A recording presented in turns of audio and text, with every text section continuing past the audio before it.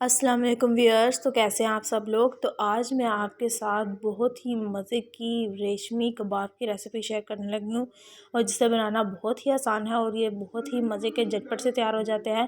تو اس ریسیپی کے لیے سب سے پہلے میرے چینل کو سبسکرائب کر دیں، ویڈیو کو لائک اینڈ شیئر کر دیں۔ تو چلتے ہیں پھر ریسیپی کو سٹارٹ کرتے ہیں۔ تو سب سے پہلے یہاں پہ جو ہے سارے انگریڈینٹس ہیں، جس میں نے لے لیا ہے یہاں پہ چاٹ مسالہ، گرم مسالہ، لال مرچ، نمک، اور یہ کچھ کھڑے مسالے ہیں، اور ساتھ ہی ساتھ جو ہے وہ پیاز اور ادرک اور جنجر، اور ساتھ میں گرین چلیز۔ اب یہ میں نے پریشر کوکر لے لیا۔ پریشر کوکر میں نے دال جو تھی وہ پہلے سے ہی سوک کر کے تقریباً آدھا گھنٹہ پہلے رکھ دی تھی، وہ میں نے پریشر کوکر میں ڈال دیا، اور ساتھ ہی ساتھ جو ہے میں چکن ڈال دوں گی۔ میں نے یہاں پہ جو ہے وہ بون کے ساتھ چکن لیا، وہ اس سے کیا ہوگا کہ فلیور جو ہے وہ شامی کباب کا اور بھی مزے کا آئے گا۔ اور ساتھ ہی ساتھ جو ہے میں نے اسپائسیز بھی سارے ایڈ کر دیے ہیں، اور پیاز، جنجر گارلک پیسٹ وغیرہ سارا کچھ میں ایڈ کر دوں گی، کھڑے مسالے ایڈ کر دیے ہیں، اور لاسٹ پہ جو گرین چلیز بھی ایڈ کر دوں گی۔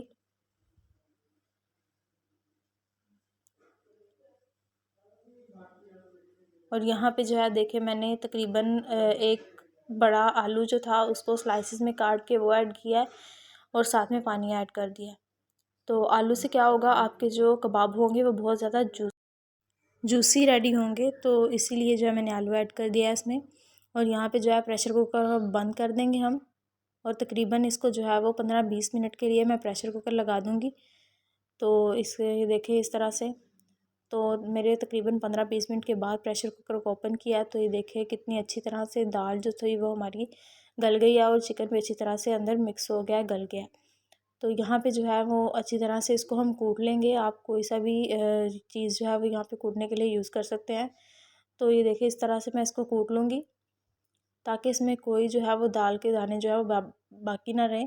اور تھوڑے سے اسپائسیز جو تھے وہ مجھے کم لگ رہے تھے، جس میں نے نمک، کالی مرچ، لال مرچ اور تھوڑا سا سوکھا دھنیا جو ہے وہ ایڈ کر دیا ہے۔ اس کو اچھی طرح سے دیکھیں میں نے پیس لیا تھا، تو یہ جتنا پیسا ہوا ہوگا اتنا ہی زیادہ آپ کا پیارا شامی کباب ریڈی ہوگا۔ تو یہاں پہ لاسٹ پہ جو ہے میں نے یہ دھنیا ایڈ کر دیا، سبز دھنیا۔ اس کو بھی اچھی طرح سے ہم مکس کر لیں گے۔ تو یہاں پہ جو ہے آپ جس بھی سائز کی جو ہے وہ شامی بنانا چاہتے ہیں تو اس کے اکارڈنگ جو ہے وہ آپ اس کا سائز رکھ لیں۔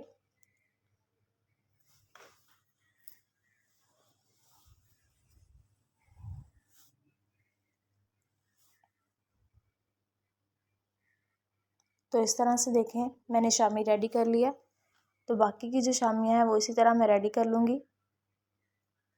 تو دیکھیں میں نے تقریباً ساری جو تھی آلموسٹ ریڈی کر لی ہیں۔ تو اب ہم چلتے ہیں جی فرائی کر لیتے ہیں ان کو۔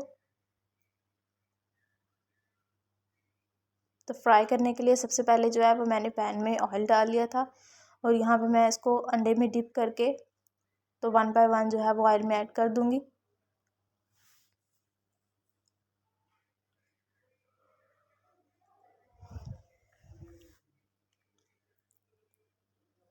تو اس طرح سے دیکھیں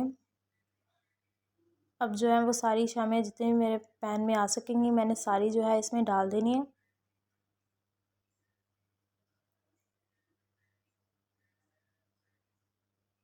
تو ایک سائڈ سے جب ہمارا گولڈن براؤن کلر آ جائے گا تو اس کی سائڈ جو ہے وہ پھر میں چینج کروں گی۔ تو ابھی جو ہے یہ دیکھیں گولڈن براؤن کلر آ گیا تھا، تو میں اس کی سائڈ چینج کر رہی ہوں۔